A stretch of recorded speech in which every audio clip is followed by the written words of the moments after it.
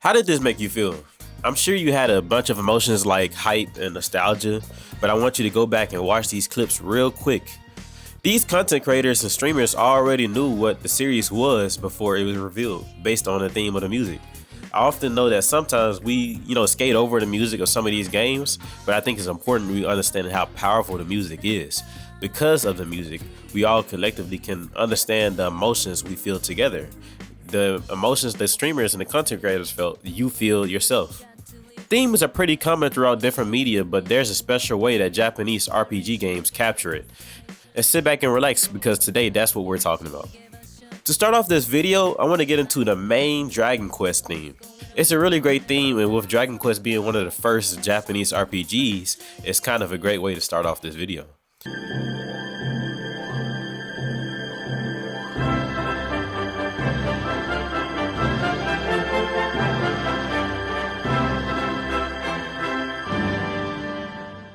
I've covered it in a past video, but I still think it's good for me to recover it now because I have some new perspectives on it that I didn't touch on, and also I feel like that other video just wasn't as good as the way I can tell it now. Koichi Sugiyama, the late composer of Dragon Quest, really set the stage for what we know as JRPG music. He had a lot of, controversial opinions, and I know there's like some legal actions he took that might have not been the best against Square, but this man literally set the framework for most of the games we love now when it comes to JRPG music. He's helped influence a lot of other composers like Nobuo Uematsu and Koji Kondo. And he made the 8-track template, which is just a template of different songs you need in a JRPG game. Like, a battle theme, a boss theme, a village theme, or other standard themes usually found within JRPG music. He's a classically trained musician, and it shows within a lot of his works adhering to a lot of principles found within classical music, which works well for Dragon Quest since it has a medieval European aesthetic going for it. This song really sounds like it's almost calling within royalty, and you can hear the calling of something grand, like an adventure, like a Dragon Quest maybe. Okay. It might sound cliche, but it really does capture that, like, on a mystical adventure to kill the Demon King with new comrades along the way type of vibe. And it's great that we've identified this feeling, but now it's time to us to dig a bit deeper and try to find out why it makes us feel this way. The first thing that stands out for why it makes us feel this way is this big brass like fanfare in the beginning.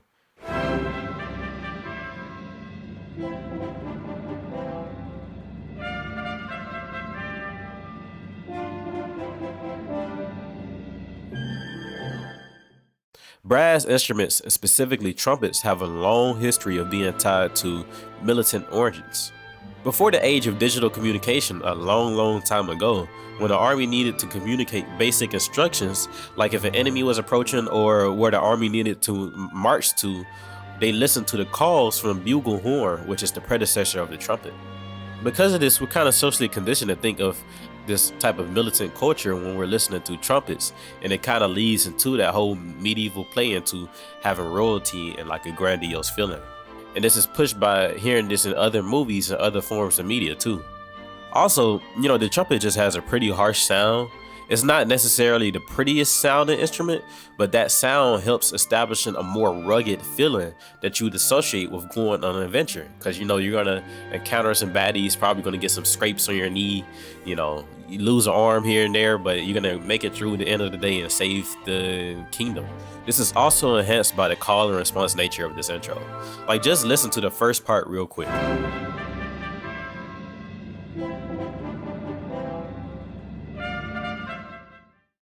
It sounds kind of like having two different trumpets like conversate with each other.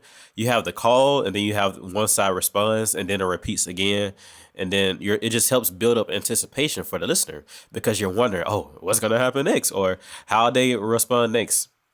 After the intro, we get into the main melody. I wonder if you can notice the difference with the song once we get into the main melody from the intro.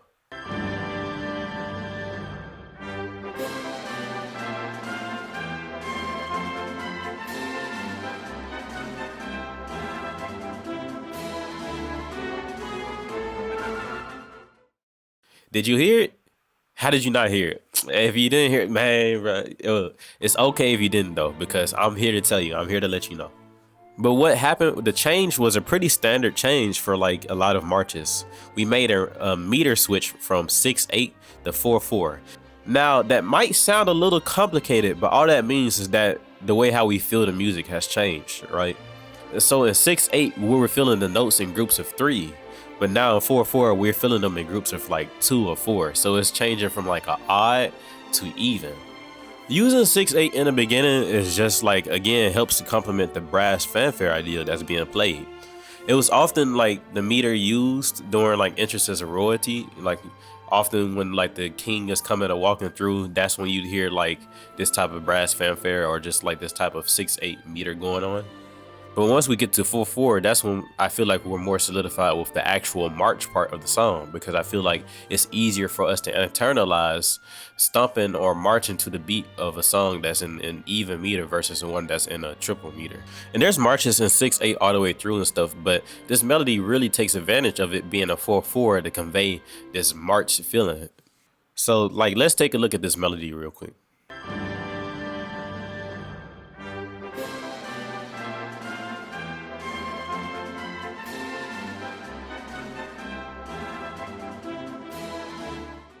We start from this G right here, and then we go into the note C.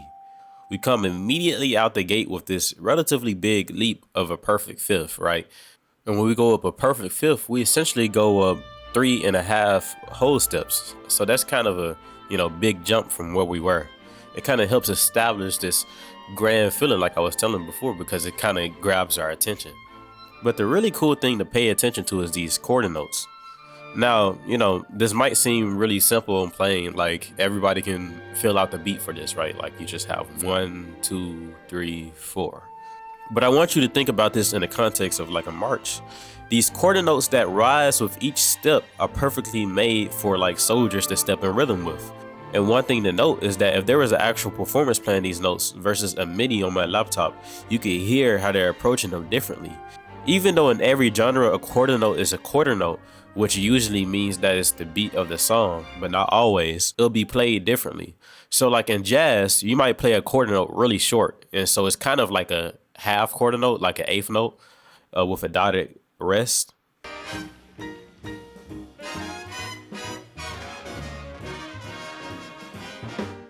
But if you're listening to like a slow ballad song, the quarter notes might be slightly longer than normal. So it might be just kind of like a quarter note and maybe a little bit on top, a little bit extra, you know what I'm saying? So in this march, the quarter notes have a more sophisticated bounce to them that help communicate a feeling of firmness to the soldiers. This is also supported by the beautiful counterpoint that's being played by the bass line. The bass is playing the same rhythm, but different notes than the top melody for this measure. This creates a harmonic rhythm just within this one measure. Now, I know some of the terms I mentioned sound complicated, but just hold on, bear with me real quick. Listen to this chord right here. This is a C major triad. So that's essentially the main chord that we're using for the first couple of bars here. And that means that the C major scale would normally be the main notes that we choose from. But listen to this again, the small fragment from the first measure. It doesn't feel like that we're just stagnant to one chord, does it? Normally, if we just have one triad, the bass note would mainly stay on C, and maybe some other notes to help accent the root, which would be C. But in this instance, the bass line is changing with the melody.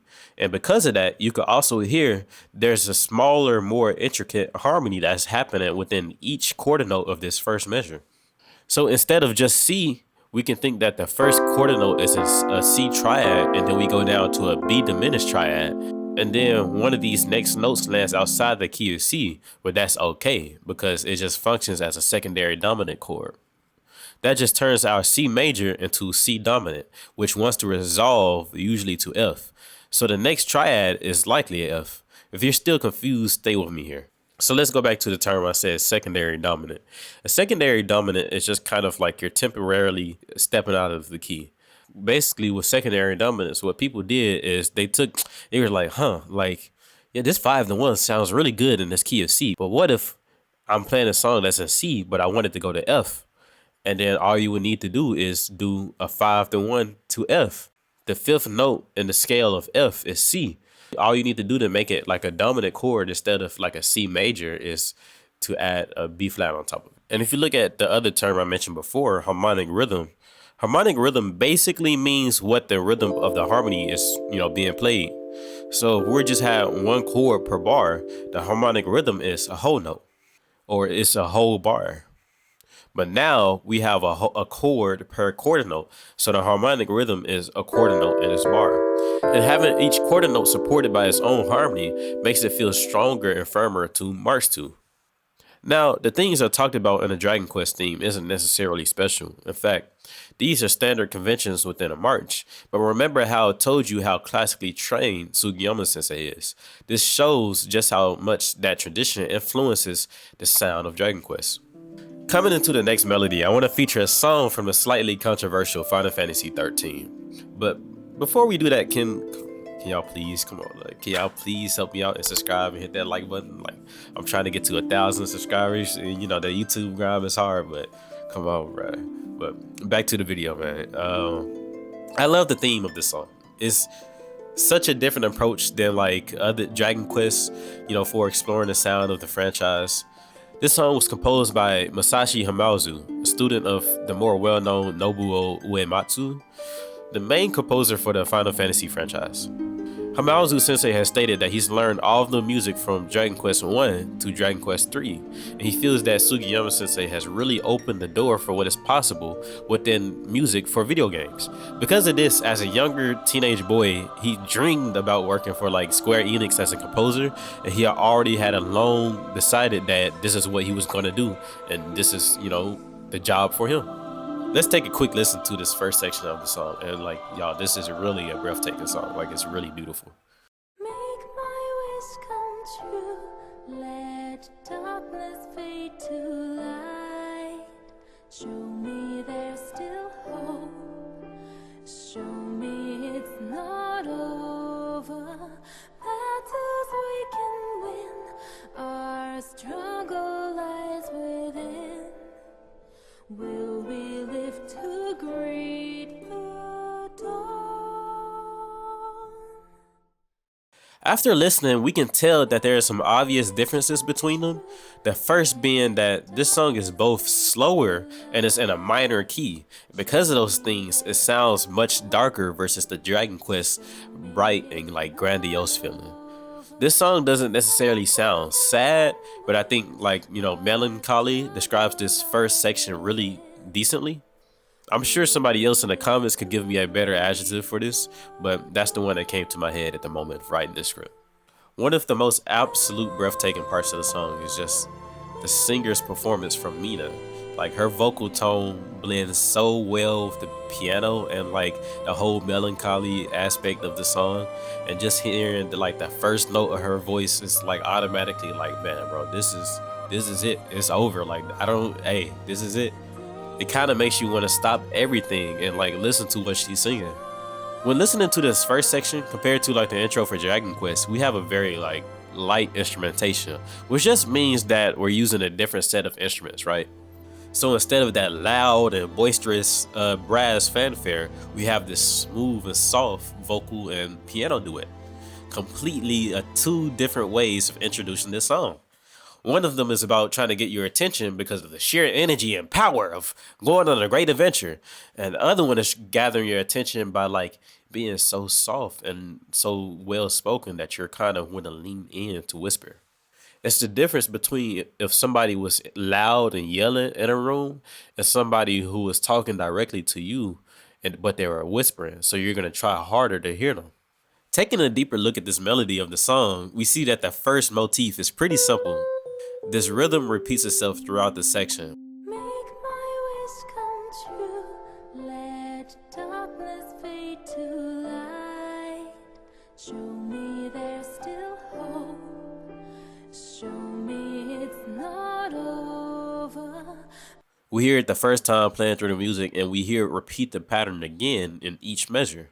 It's pretty straightforward, and I don't want to say there's any real secret tricks to the melody, but I think there's some interesting stuff for us to look at. And In a lot of my other videos, I talk about like beats a lot, and even just before the Dragon Quest example, like I talked about beats and a harmonic rhythm.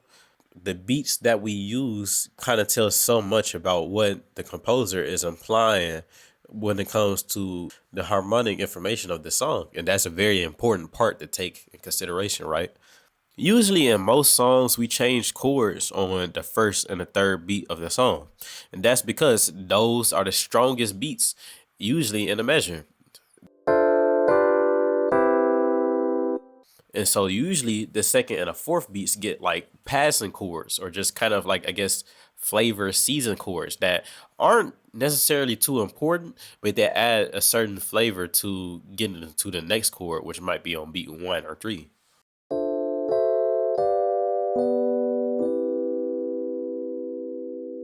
And because of that, the first and the third beats of each measure tend to stick on pretty important notes. And when I say important notes, I just mean chord tones of the chord. So just notes from the chord. But if we kind of like do a quick like melodic reduction, this song is split between like two different sides.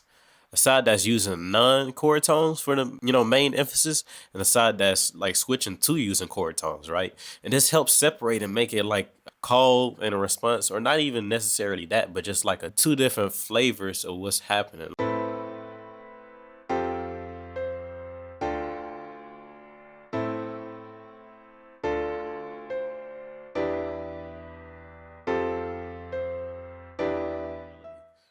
And it helps because we have this repeating motif, this repeating rhythmic pattern, and so it ties it together still.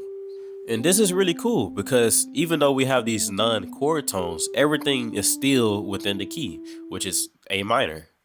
This creates an ever so like slight contrast between the two different sides, and this is also helped by the chords. On the first side, we're clearly in A minor, but on the second side, I feel like we kind of reach into a D minor territory. And I wouldn't say this is like a full-on modulation or anything, but I think a case could definitely be made that one side is A minor and the other side is D minor being applied within the A minor, right? And we could do that because the tonal centers are pretty similar.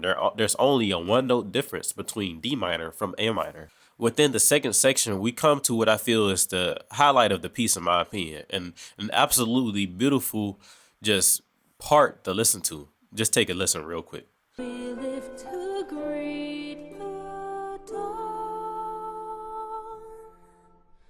Love will not leave you. Hate will not hear you. Promise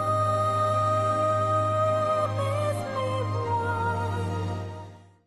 Now, what was that like, bro? Like, that is absolute. That's crazy. Like, once I heard that part, that was the part that convinced me that I needed to talk about it in a video. After being centered within like A minor and D minor within like the whole song, it's like the tail end of the second section, we get this like beautiful chord that kind of completely out the left field, but it opens up everything just, and it's truly a really great buildup of sounds, right? Because like harmonic progression in the beginning with this A minor and a D minor, while it is still beautiful, it's relatively simple.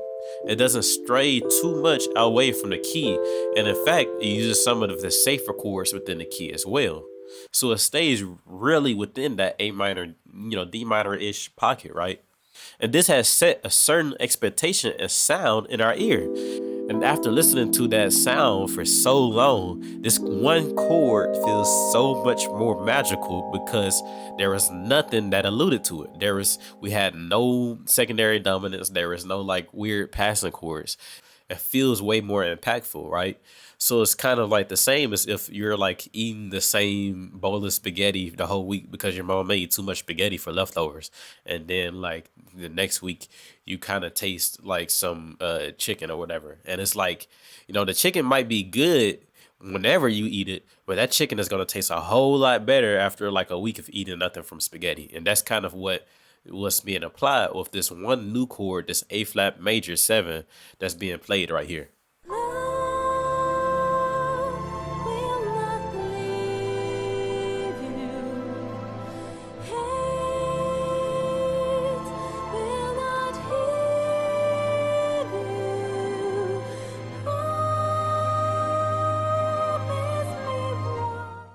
Now, there's many different ways to interpret where this chord might be borrowed from, and I just want to say, at the end of the day, when these composers are making this music, none of them, I would bet that 9 times out of 10, they're not thinking in any of these kind of aspects that I'm displaying to you. They might have thought about a couple of them, but I'm sure when Hamazu Sensei was making this song and composing this, he wasn't thinking about the logistics of where this A flat major 7 came from. He probably just played it and he was like, "Oh, man, that sounds pretty cool, and I'm gonna use it," because that's usually the way how it goes. The best way to compose and write music is just from like a natural innate state, but music theory helps get you to that point where you can access that state to where you don't have to think about it, right? And something else cool happens as we come to resolve this song.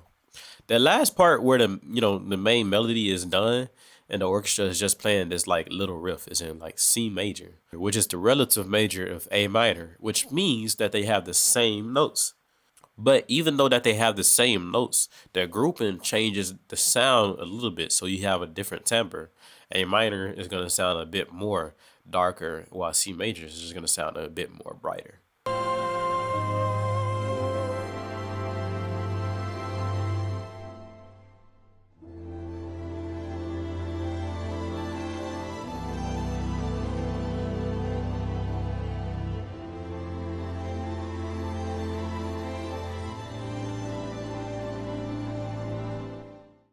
It's a really interesting contrast to end the piece off of, and it gives us like a different type of feeling ending the song. We've been kind of stuck in this a little bit of a darker way of perceiving it, but coming out of the song, we've been meant to feel and perceive the brighter version of what it is being played. Hamazu Sensei's approach of making slight contrast to emphasize certain parts of the music is very clever, and I've learned a lot just by analyzing and looking at this piece. I know I've, kind of really dug deep into some music theory within this video, so I want to like kind of reel it back in for the next song and the next piece that I talk about, you know, be able to express my opinions as much as I wanted to, right? Hey guys, cliche here, but today's sponsor for the video is, I guess, me, right? Okay, not a cool joke, but the cool thing is that I've now opened up commissions available for people to ask me to transcribe stuff for them, like whether it's a video game lead sheet or a jazz solo, even like if you want me to make jazz arrangements or video game songs you like, that's also available, and some other stuff too. Since this is the first time I'm opening this, anybody who places an order with me gets a free like Sonic SpringYard Zone arrangement with the backing track included. All of the arrangements have backing tracks included with it, and there's a 20% off code in the description below. So check me out if you want to support the channel and just get some transcriptions or some cool music written out for you. So thank you. Holding y'all back, let's get into like the last part of the song and talking about the Legend of Zelda franchise, right? So the Legend of Zelda franchise is very special for me, man. Like I think it's kind of one of the first few like JRPG games I played. I wasn't necessarily one of those kids who grew up like loving JRPGs at a young age, but when I was in middle school, I remember like the only JRPG game I liked was Pokemon. I just didn't. If the other games I didn't like the turn-based as much, but I could always mess with Pokemon, right? And then I had got the Wii U, and then Nintendo had that whole Nintendo shop, like no, the Nintendo Club, and they gave me a free Zelda's Wind Waker. And I was like, man, bro, this game looked lame. Like, I don't want to play this game. And then like I had looked up some tutorials of it just to see if it was good. And like, bro, like this game, Wind Waker is still my favorite Zelda game, bro. Breath of the Wild is cool, but Wind Waker is crazy, bro. Like, I need a Wind Waker too. Miyamoto, please. The music in the Legend of Zelda franchise is something special. It's everything. Like, I want you, because the thing about it is I could sit here and like I could sit here like the melodies are so recognizable. I know that you know what song I'm singing. I was just kind of like humming in there. I know that you recognize it. If I was like like, but all right, sorry for the ramble, but this series has me really like excited to talk about it. One of the Best parts about it too is that like because The Legend of Zelda is a relatively silent game with very minimum voice acting, most of the songs and the melodies can take over, right?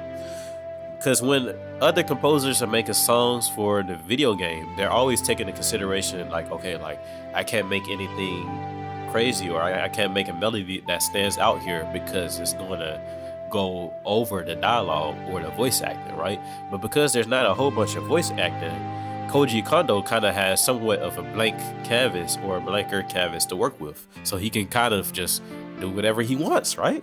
Maybe like within limitations, right? With whatever Nintendo gives him. It's still crazy to think that the Ocarina of Time and Majora's Mask was a game on the Nintendo 64 that used music as a gameplay mechanic with the ocarinas, right? And like these effects, these small sound design choices, like even when you have the menu that pops up or when you open a treasure chest, the game is filled with small little musical leitmotifs or motifs that help create such a fantastical world. One of my favorite things about the Zelda soundtracks is that Koji Kondo isn't afraid to kind of stretch within genres. You have one part where you hear like an accordion, sound being played on the shop theme, or you could also hear some Spanish guitar being played with like the Gerudos or like Roos Valley or the Roos Island theme and stuff like that.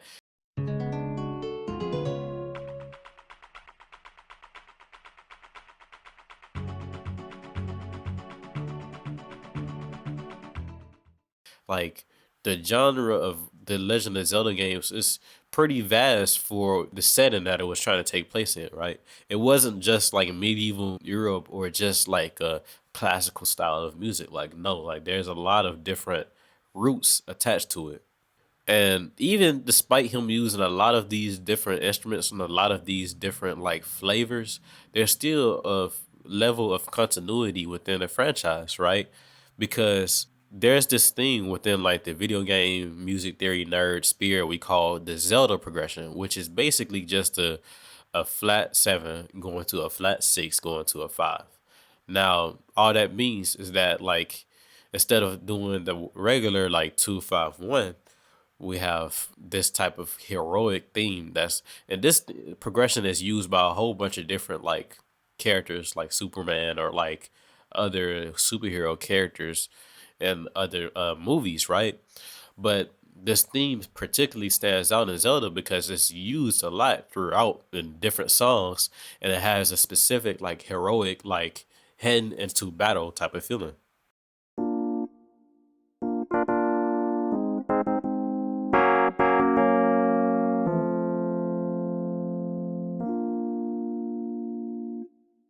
The flat seven and the flat six is taken from the minor scale, right? And so we have this somewhat of a minor, this darker presentation coming at us. But then instead of resolving to the minor one, we resolve to the major one. So we're kind of like in this darker spirit, but we still get the hope when we come into major instead of being all gloomy when we come into the minor.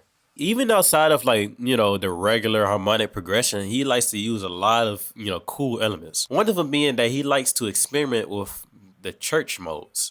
So just like how I talked about major and minor, there's other different type of scale sounds that help emphasize a certain feeling or a mood, right? So the two modes that Koji Kondo likes to use the most that I've noticed is the Lydian mode and the mixed Lydian modes. On a scale from brightest to darkest, the Lydian sits at the top of that. It's the brightest of the 7 church modes you can use. Because of that, it's often used in like a dreamy context, or like, often when you're often when you're trying to like convey something surreal, right? The best instance of him using it is with Zelda's Lullaby. When you look at this chord progression, this D major triad doesn't fit within the key of C major, but it does fit within C Lydian. And this raised fourth, which is just a one note difference, changes so much about the song. Listen to the difference if I made this C major versus C Lydian and just think about how it makes you feel.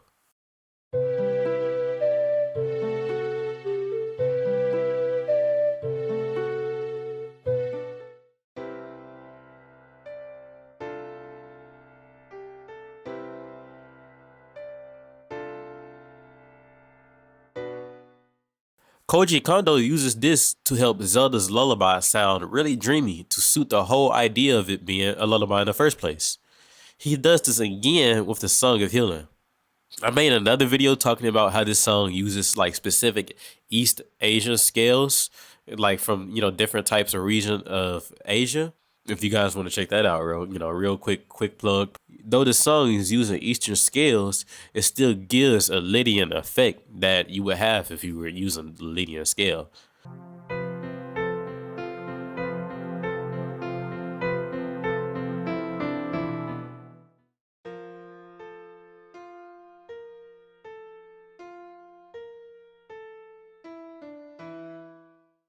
And that's because it has the same raised note as you would in a regular Lydian scale. This helps making the song sound so surreal and like the slight contrast to make it uncomfortable or kind of creepy, right? Like it feels kind of there, but not all the way there, but it's still there somehow. And that's the feeling that this Lydian raised fourth or raised sharp 11 gives to the song. With the mixed Lydian mode, you can find that being played in a lot of examples of like the Goron and the shop themes. In this example, the mixed Lydian sounds flatter than a major, and that's because it is, right? It's a darker mode. But he uses that to take advantage of the slight differences to make the song sound really playful. Usually within a major scale, we're expecting to hear the leading tone at the end to resolve, but he uses that expectation to take advantage of that, and he plays with our expectations.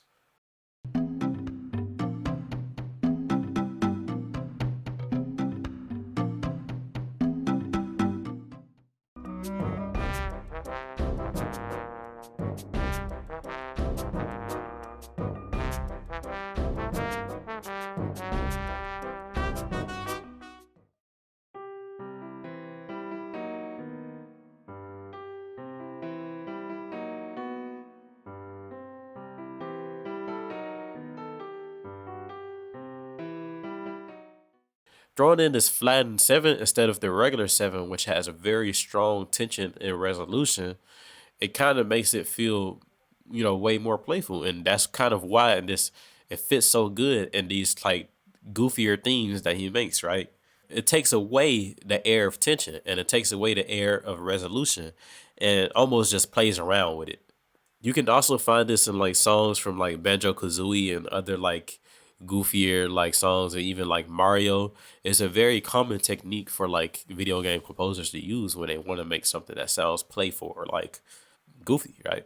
There's so many other games that I could have dug into and I want to dig into in the future, and I will. But I wanted to make sure that you guys would actually enjoy that this longer format of my videos. If you stayed throughout this long, thank you so much. Consider subscribing, even though I know it's annoying for me asking like the third time to help reach me to 1,000 subscribers. But let me know in the comments what other games you guys would want to see in the longer format videos that I do, and let me know if you enjoyed this. I was thinking about doing a video on like fighting game music next.